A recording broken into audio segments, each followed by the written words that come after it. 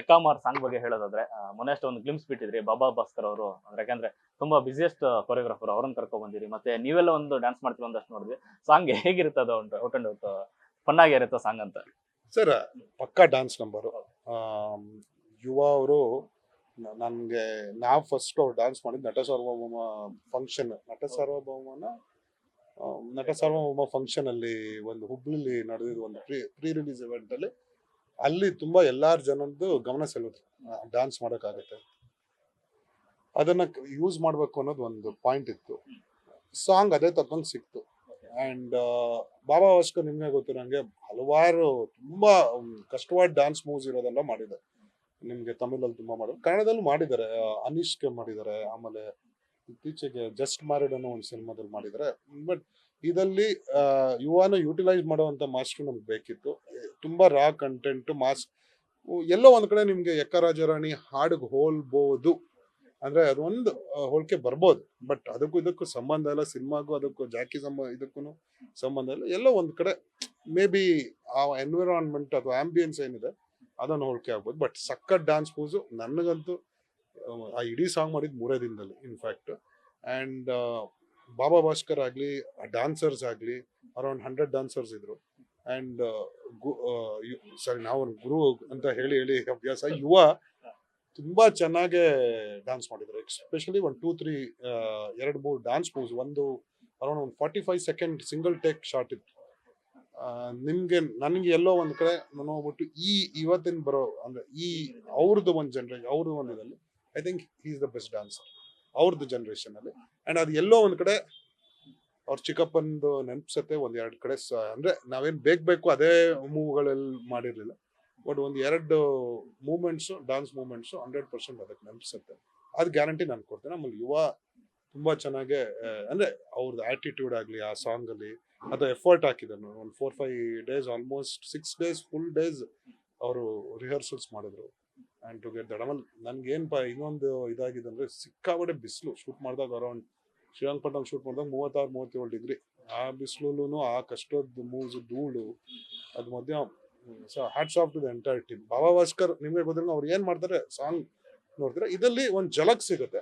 Lyrical video obviously, but ಅವ್ರ main moves ಎಲ್ಲ ಒಂದ್ ಝಲಕ್ ಅಂತೂ ಇದ್ದೇ ಇರುತ್ತೆ. ಸಾಂಗ್ ತುಂಬಾ ಚೆನ್ನಾಗಿ ನಾವು ಆಡ್ ಮಾಡಿದ ಏನ್ ಸಾಂಗ್ ಮುಗ್ದಾದ್ಮೇಲೆ ಎಲ್ಲಾರು ಆ ಹಾಡಿಗೆ ಒಂದು ಜಸ್ಟ್ ಕೊಂಡಿದ್ದು ಆ BTS ಇಟ್ಕೊಂಡು ನಾವು ಜಸ್ಟ್ ಪ್ರಮೋಷನ್ಗಾಗಿ ಉಪಯೋಗಿಸೋದು ಅಷ್ಟೇ.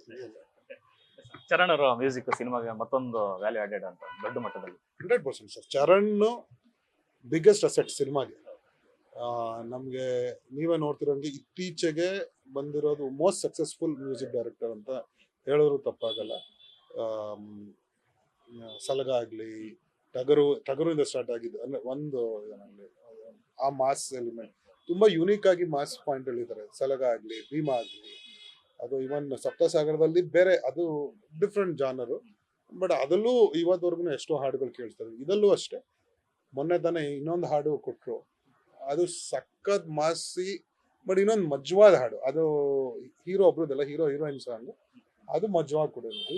ಚರಣ್ ಬಿಗ್ಗೆಸ್ಟ್ ಅಸೆಟ್ ಅವ್ರದ್ದು. ಅವ್ರಿಗೆ ಹೇಳ್ ಮಾಡ್ಸಿದ ಪಿಕ್ಚರ್ ಅಂದ್ರೆ ನೀವು ಅವ್ರದ್ದು ಫಿಲ್ಮೋಗ್ರಫಿ ನೋಡಿದ್ರೆ ಇದ್ ಮಾಡಕ್ ಆಗಲ್ಲ ಅಂತ ನಾನು ಏನ್ ಹೇಳಲ್ಲ. ಬಟ್ ಇದು ಒಂದು ಸ್ಪೆಷಲೈಸೇಷನ್ ಏರಿಯಾದಲ್ಲಿ ಒಂದು ಸ್ಪೆಷಲೈಸೇಷನ್ ಇರುತ್ತಲ್ಲ, ಈ ಪಿಕ್ಚರ್ ಇದಕ್ಕೆ ಈ ಏನೇನ್ ಸೀಕ್ವೆನ್ಸಸ್ ಇದೆ ಸಿನಿಮಾ ಅದಕ್ಕೆ 17th ಸಾಂಗ್ ಅನ್ನ ಬಿಡುಗಡೆ ಮಾಡ್ಬೇಕು ಅಂತ ಮೊದಲೇ ಡಿಸೈಡ್ ಆಗಿದ್ರೆ ಅಂತ. ಯಾಕಂದ್ರೆ ಬ್ರದರ್ ಅಂತ ಪ್ರೀತಿಯಿಂದ, ಅಣ್ಣ ಅಂತ ಅಪ್ಪು ಸರ್ನ ಪ್ರೀತಿಯಿಂದ ಕರೀತಾ ಇದ್ರಿ.